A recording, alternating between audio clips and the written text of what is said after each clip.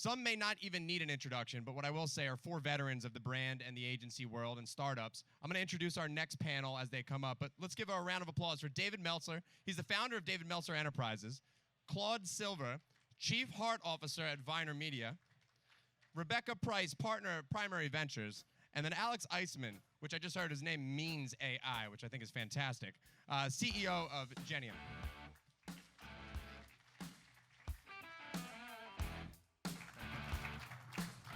Thank you, everyone. Starting the conversation about AI made 3 of us up here really nervous. And obviously, it's not the guy named AI. But the 3 of us are really energy experts in branding, understanding frequency, vibration, and efficiencies that are created by that. And so I want to start the conversation more at a ground level. How many people here use AI and know it? Everybody uses it. Yeah, so very few people right now. And I want this conversation to have an objective to open your mind how important it is to start being more interested about AI than finding it interesting or being afraid of it. And so the 3 of us will kind of pose questions and solutions to Alex about how technology can apply to the things that are most important to us, like time, love, family, retention of employees, things that actually matter that we can use AI for. And so hopefully that will have some sort of impact to inspire you to learn more about artificial intelligence and how we can use it as actually an intelligent servant, not a master. So I'm going to start with Claude, and she is the Chief Heart Officer at VaynerMedia. Some of you may remember a guy named Gary Vee. So she deals with the heart side of that business. With AI, do you use it at all in your normal course of business or personal life? I do. Hello. I do. I use voice technology a lot. It speeds me up. It gets rid of my fat thumbs. And in fact, even yesterday on my laptop, just a Mac, I really was like, hey, Siri, can you help me? And I realized I hadn't hooked Siri up. So only on my phone and my watch. So I use it a lot for efficiency and really, speed to get me from point A to Z very quickly. And to extract some knowledge from that. Hey, I can't hear you. Can you hear me? All right, we'll move her mic up a little bit. The time factor is probably the best and easiest way to start. I have a saying, 0 to 1 takes more time than 1 to 100. So if anyone's written articles, blogs, testimonials, plans of any kind, curriculums, it's amazing. And the more content that you put up there, the literary side of AI actually will synthesize you. So for example, yesterday I got off to do a back cover for someone's book in sales. And I literally just said, hey, can you do a paragraph on sales strategy as if you're David Meltzer, speaker, author, entrepreneur? And in literally 0.2 seconds, I sent it to the young guy who's a sales expert. And he's like, either you're an extremely great writer or you know how to use AI. And I go, both. Rebecca, what does it mean to you, AI? Yeah. So my job, I'm a partner at Primary. We're a seed stage VC firm. And so there's 2 sides to AI that we're looking at. One, founders come pitch their businesses to us for investment. So we're looking at kind of emerging technologies in AI. So 1, we're thinking about the future of AI and the future of businesses. And then 2, we use AI for our own internal efficiencies. I run all our people and talent programs. I'm meeting dozens and dozens of candidates every single week, evaluating them for jobs. And I would say right out of the gates, AI in the interview process has really helped actually bring the human back to the process, because now we use a tool called BrightHire. I don't know if anyone has ever used that tool.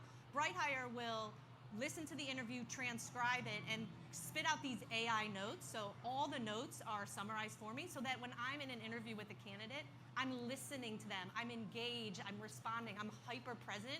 Whereas before AI, I was just crazy taking notes and always like half thinking about what my next question was going to be, half listening, half typing. So it's really helped for me actually bring the human back to the process, which I think is a piece of AI that people sometimes miss. And that's what I brought Alex here for, because most people are afraid of AI because they're afraid of losing the people side, the emotional side. To me, the most important part of life. because now we have supposedly machine learning, but does that really mean it's machine leadership or machine decision making or machine love, light, lessons? Where are some of the misnomers about AI? Alex, by the way, works with some of the biggest companies in the world. You use his AI at airports, in your law firms, all over the world. Where are people going wrong when they're afraid of AI? So I think one of the few things and misconceptions that I see, people think that AI will take over their jobs, and I don't think that's true. I think AI will create more and more jobs, and it's your job to learn AI as a tool and use it as a co-pilot. Your co-pilot, and we live in a world that every person will get its own personal assistant, and that's what AI will be for you, your personal assistant. And it used to be only the best and the biggest of the world will have their personal assistants, and multiple of them. Now we have AI serving that role, and we got to embrace that. And in my line of business, we use it for speeding up the processes, analyzing time efficiency, and really bringing the human element. I like what you said there.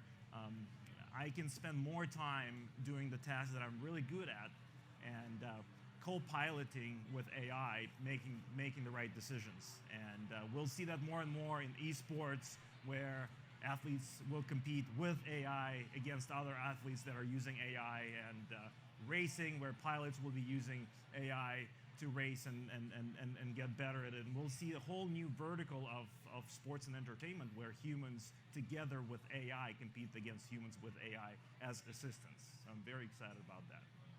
And when we look at time efficiencies, you can apply your time to the things that are most important to you.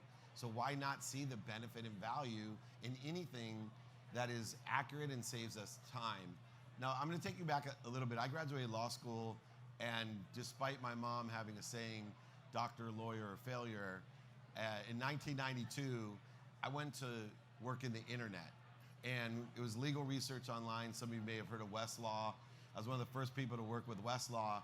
And at 24 years old, I got to present Westlaw to the Supreme Court of the United States.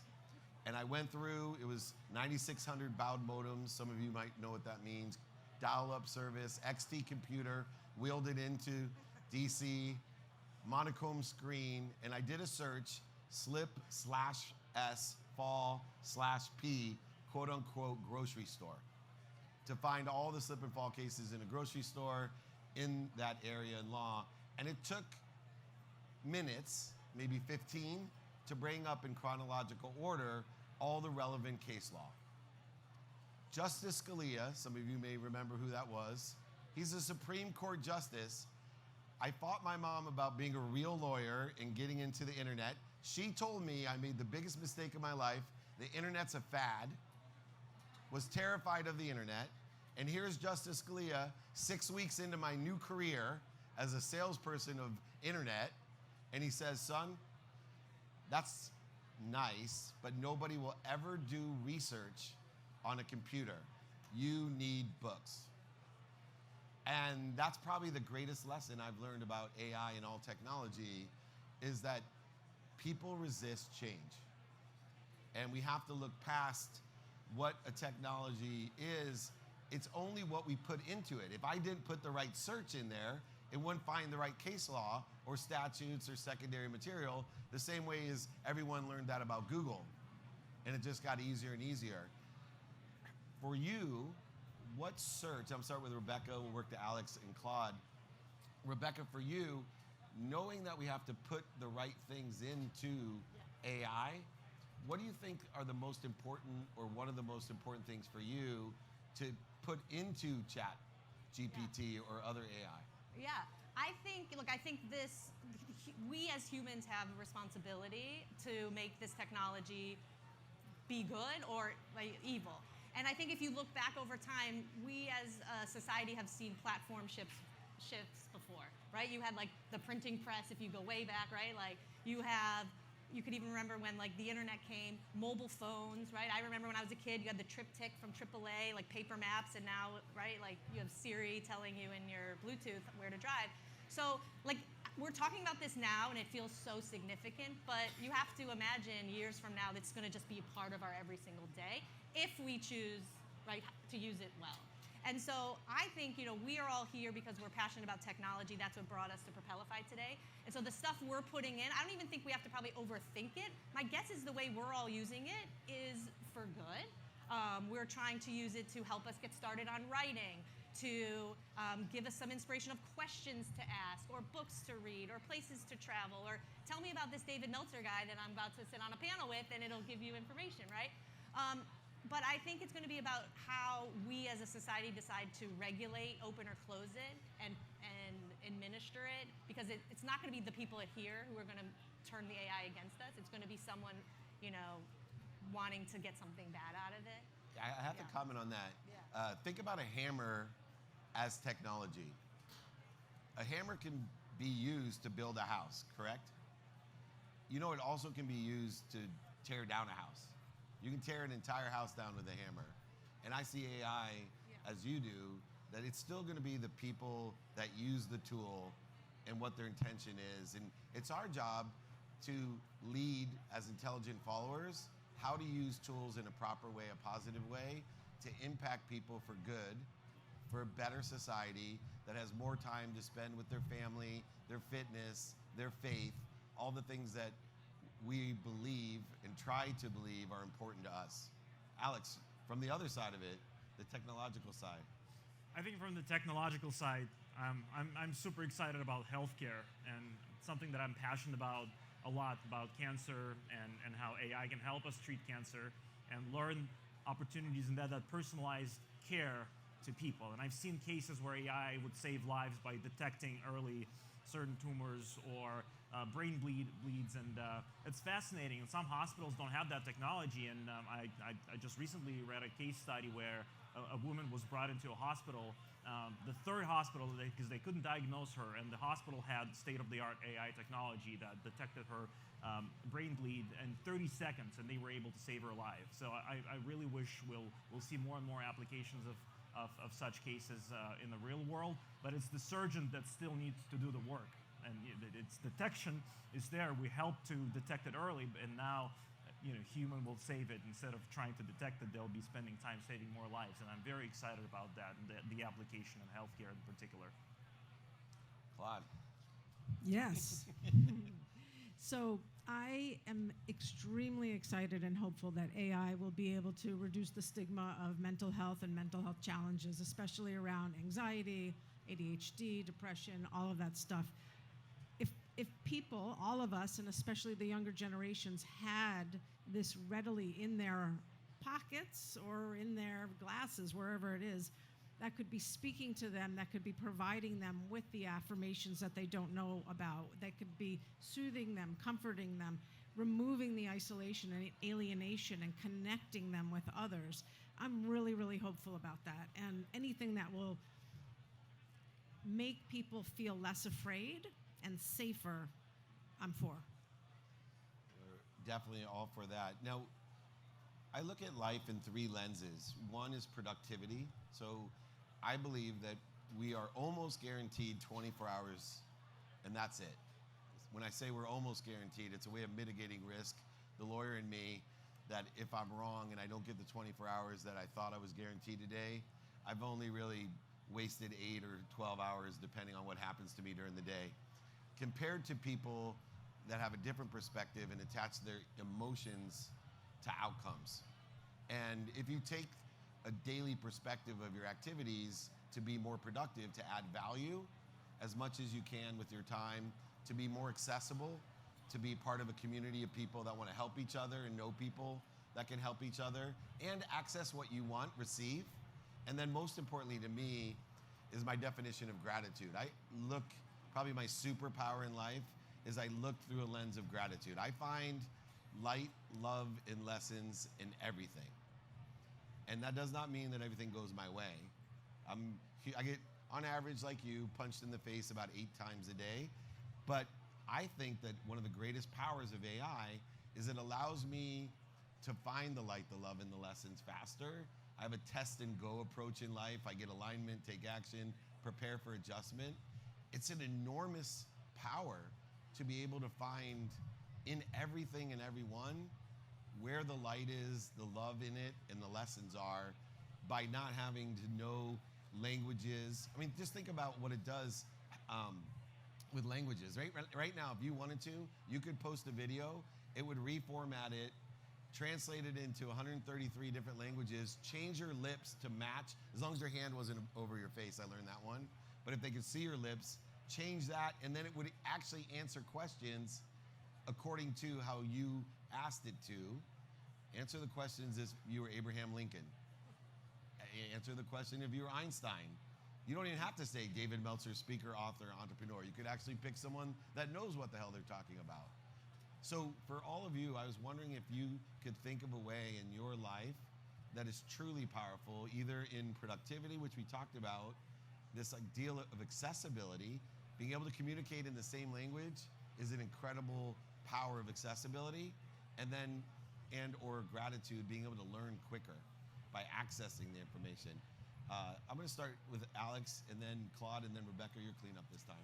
I'm very passionate about education, and I work on products that help people to learn more new musical skills and play musical instruments. And I think bringing AI into teaching kids and adults is essential. And in this case, I think we'll all see a personalized AI teacher. As I said, personalized AI assistant everybody will have their own mentor teacher in their pocket. And just this morning, I spent half an hour talking to AI. And by the way, GPT rolls out a feature where you can talk to them as a Siri. And I already have that feature. Some of you will have it in a couple of weeks. And I spent half an hour just bouncing ideas off of AI, learning what to talk about today, and just kind of asking her to evaluate my skills as well. And it was amazing because I've got really interesting key points to talk about, and also feedback that I should really simplify it more because I was using more technical terms, which is interesting. So I'm very excited about learning opportunities, personalized teachers and coaches, and bringing that vertical into life faster across the globe. Claude? Yeah, I love this question. And for me, it's all about connection, human connection. And so I work for about 2,000 people all over the globe. And if someone said to me yesterday, what keeps you up at night? I would say, I am unable to speak to the humans in Bangkok. I am unable to communicate in their language. I cannot communicate with the people in India or in Malaysia. And they're all of our employees. I use the word humans, but employees. And that's a showstopper that actually affects me. I feel bad. I feel guilty. But knowing that I can translate me and translate what we're all about, and the love and the safety and the connection that we want to bring to all of our employees, makes me extremely happy. And again, hopeful, because this is all about connection to me. This is all about the removal of alienation and fear, and how can we bring more tenderness and love and hope and emotional optimism to all of our lives.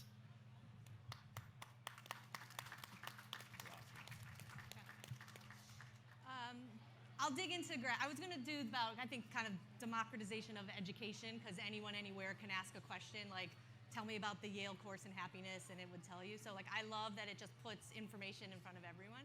But I'll go into gratitude. So you can hack your way into happiness if you do an act of kindness. So if you do an act of kindness, if you receive an act of kindness, or you watch an act of kindness, your serotonin levels will go off and you'll feel happier. So one practice that I've been trying to put into my everyday life at work is to send thank you notes or recognition notes at the end of every day or end of every week with people I've met with.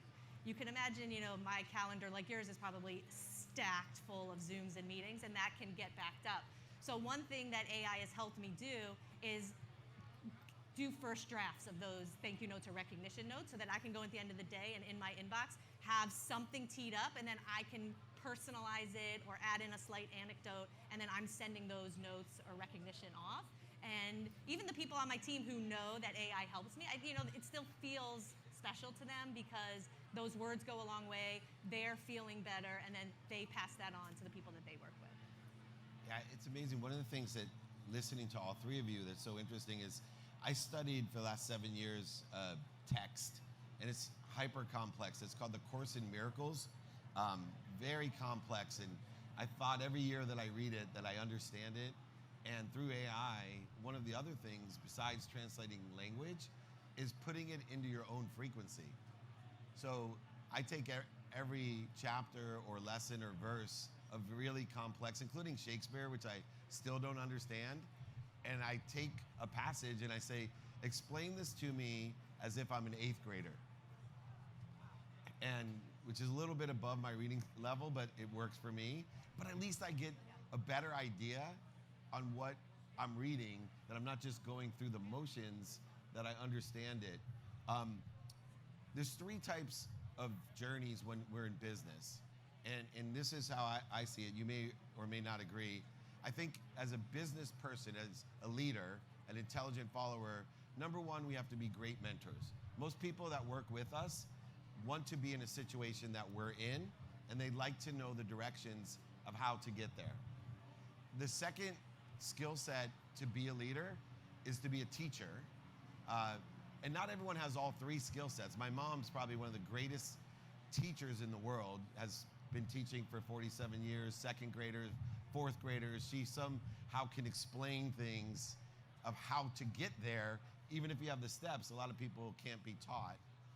And then the one that I got in sports, I used to run the most notable sports agency in the world, and the common denominator between the world's greatest is a desire to be what they must be. But that desire a lot of times goes unheard because they don't have the right coach. A coach isn't nearly as good as a mentor to you or a teacher, but they have an innate ability to bring the best out of you. And I think that's what scares people with technology, is what if a computer or technology somehow could bring the most out of us more than we can each other? And so what keeps me up at night is how can I maintain the integrity of my coaching ability, my mission in life to empower others to be happy, to bring the most out of you. So I was wondering, and anyone can answer, how can we balance technology with desire and utilize it to help us bring the best out of others and ourselves? I'll share a story. Please. I was helping my younger daughter. I have a 13-year-old daughter. I was helping her with some math. She was learning exponents and the negative exponent, which actually is like a denominator, which ChatGPT reminded me of. But she had a math problem. It was really complex. I had forgotten about negative exponents and how to orient them. And we put it into ChatGPT, and it explained the answer. And so I was like, number one, if she was sitting at home or on her own, for all the students out there who maybe are embarrassed to ask, or they don't have someone to ask, or there's no one in their house who has the answer, like they're stuck, right? Math ends for them, and who knows what happens when they go to school if they have the courage or confidence to ask about it. But so ChatGPT answered it and explained it, but it didn't stop there. You could see her eyes light up, the light bulb go off, and she gave me a big hug, and like we shared a moment, right? So it was like the computer took it far, but like the human connection and us sharing and like learning that again together actually I think was the special moment. So I still think there's a place, like we're still human beings and these nervous systems that are reacting with all these like chemicals. I still like human connection and love like is still irreplaceable. Right. The technology helped you bond, but it wasn't the technology that she was in love with, or the answer to the math question. To me, I think I'll be more pragmatic, and I think that in our company we use AI, and it's forced upon every employee in the company. So we're checking if they're constantly using it. And one of my people ops department people, they said that AI allowed them to spend more time with people, and we actually identified a case where a person was depressed, and we didn't know that was happening. So we spent more time talking to that person, and taking AI notes helped a lot. And I think we've addressed that, and we gave him a month off for just recover. He didn't want to take it, but we kind of said, hey, let's figure that out. And I think that was a big impact, because we can help more people and identify more problems instead of spending time executing tasks. AI can execute those routine tasks, and we can focus on human interaction. Yeah, it's fascinating. We're all talking about the same thing, which Right. is connection. And there's so much gratitude within connection. I can't even say anything to top or tail or add to what they've just said, because I think it's absolutely perfect when we think of when we think of COVID and the pandemic and how that hit all of us in very common ways. Yes, we're all very different. We have different lived experience, but we have very similar emotions. And there was the moment in time in the early parts of COVID where we really were connected, where we were watching what was going on in Italy and they were banging the pots and pans and all kinds of stuff. You know, we've come back, or we've come forward into this place, and I don't ever want us to forget, even though it's easy to, that connection of humankind that we felt. And again, I say, if technology can help us connect in a really soulful way, in an honest and an authentic way, then let's pour it on. We need it. I love that. All right, we have about 1 minute each left, and I'm going off, don't tell your husband, I'm going off curriculum. So we're blessed to have 3 of my favorite minds here, people who empower, inspire other people. So you don't have to talk about AI, but we have this great audience of entrepreneurs, small business owners, and I would really feel bad if I didn't ask for your best piece of advice that you can get. Does not have to be AI, don't worry, I'm on that side. But I'm gonna give you 4 nuggets right now. I will tell you mine first, and it's changed. I speak all around the world, talk to so many people. I have storage units. I think I pay like $1,200 a month for a whole bunch of boxes full of notes from undergrad, grad school, and all the Tony Robbins and all the different self-development. Not only did I spend like $1 million in education, but now I got a payment to store it and I don't know how to access it. So I learned a great lesson for business. And it's when something or someone resonates with you, capture it. Only that. Don't take notes of everything people say. Don't take down everyone's business card. There's too much coming into you, but be aware of how intelligence, intuition, and inspiration combine with one another, and be very cognizant when something resonates with you, and don't put a time limit on it. Just create a storage facility digitally. I use Outlook. It's a folder, and then I subcategorize the folders on Sunday of all the things that resonated with me, and I know in a matter of time, that's something I should be aware of. And so as we go down these takeaways, my first advice for you is to utilize your intelligence, your inspiration, but also your intuition, but don't use time like you're playing craps at in Vegas, you know, hard 8, oh, I knew it. No, you didn't know it, and eventually a hard 8 will hit, and the universe is telling you that. The same thing holds true with great pieces of advice, like being kind to your future self, do good deeds, your life will change forever. Claude, what's your best piece of advice for this group? Yeah, thank you. Thank you so much, David. I think that, you know, empathy has become a real buzzword lately, and a lot of people are like, how do I become empathetic, or can you teach me how to be empathetic? And what I'd like to say and remind us all is that empathy is an emotion, and the outpouring, the output, the action of empathy is kindness and compassion. And I have a 2-year-old at home, and we are teaching her kindness and compassion. We all have that ability, every single one of us. Let's go back to remember what it was like when we were innocent, kind, and compassionate to one another, and give each other that grace. I think I will make it a little about AI.